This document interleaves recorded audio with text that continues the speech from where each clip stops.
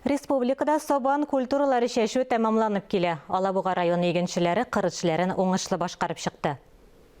Районда барлығы 24 мың гектарға якын майданда бертік шешілді. Светлая долина, Бехтеров, Ахмаджанов исемдәге Колос, Яңа Юраш, Алабуға икмәк авылы үтү предприятиесі хуҗалыклары эшне кызу тотты.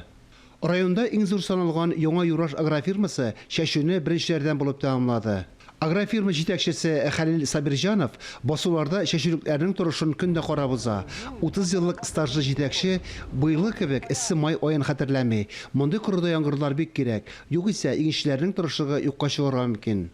Полевые работы у нас все закончено. Быел шәшүгә иртәрәк тотындык, җирләр тиз өлгерде. Барлык агротехник таләпләрне дә җиренә җиткереп үтәдек. Ягулыкка кытлык булмады. Минераль ашламаларны да җитәрлек күләмдә сатып алдык. Хәзер тупландырасы бар. Яңгырлар явуын түземсезлек белән көтәбез. Уңышның нигезе шунда.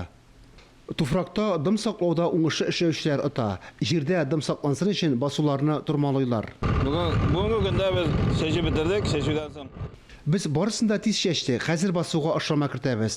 Менә бу будай басуы. Шәшү компаниясе яхшы узды. Көннәрнең артык кызу туругына борчый, яңгыр көтәбез. Алабуга районы авыл хуҗалыгы предприятиеләре лизингка яңа техникадан сатып алган. Уракка әзерлекне дә хәзер үк башлаганнар.